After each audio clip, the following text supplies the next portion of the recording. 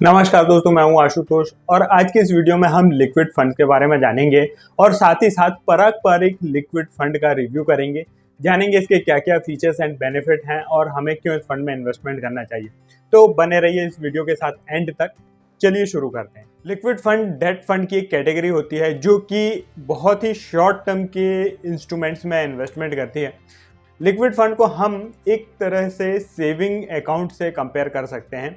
Liquid fund जो होते हैं पार्किंग फंड होते हैं, जिनमें हम यदि कुछ समय के लिए अपना पैसा पार्क करना चाहते हैं या फिर हम कोई पैसा जैसे कि सेविंग अकाउंट में रख रहे होते हैं तो उसकी जगह हम लिक्विड फंड्स में रख सकते हैं, क्योंकि सेविंग अकाउंट में हमें 2-3% का इंटरेस्ट मिलता है। वहीं जो लिक्विड फंड्स होते हैं उनमें हमें 4-5-6% तक के रिटर्न्स मिल सकते हैं।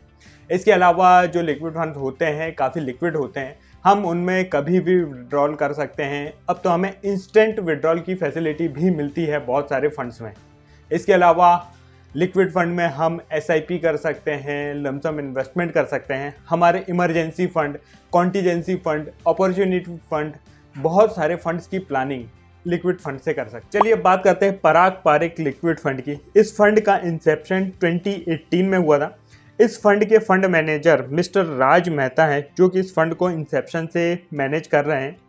एसेट अंडर मैनेजमेंट AUM की बात करें तो 1477 करोड़ का AUM है। इस फंड का first benchmark Crisil liquid debt A1 index है। Additional benchmark Crisil 1 year T bill index है। क्वांटिटेटिव पैरामीटर्स की बात करें तो एवरेज मैच्योरिटी 44 डेज है। मॉडिफाइड ड्यूरेशन 0.1128 ईयर्स है। यील्ड टू मैच्योरिटी 6.78% है एंड मैकाले ड्यूरेशन 0.1202 है।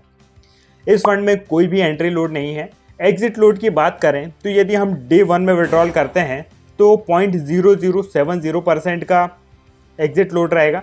डे 2 में 0.0065%, डे 3 में 0.0060%, डे 3 में 0.0060%, डे 4 में 0.0055%, डे 5 में 0.0050%, डे 6 में 0.0045% एंड डे 7 ऑनवर्ड्स कोई भी एग्जिट लोड एप्लीकेबल नहीं रहेगा।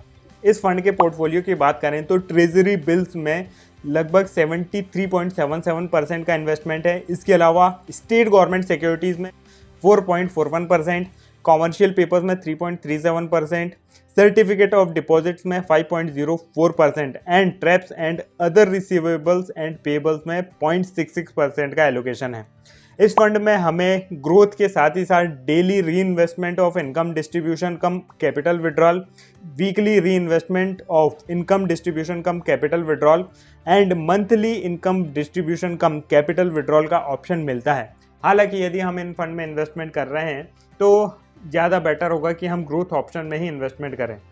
रिटर्न की बात करें तो मई 2018 से अभी तक 4.68% का रिटर्न दिया है।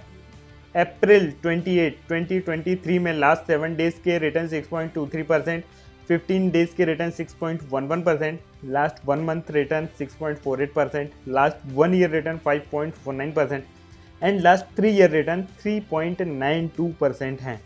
एसेट एलोकेशन की बात करें बाई एसेट क्लास तो 73.77% एलोकेशन ट्रेजरी बिल्स में, 13.41% TREPS, fix deposit and net current assets में है।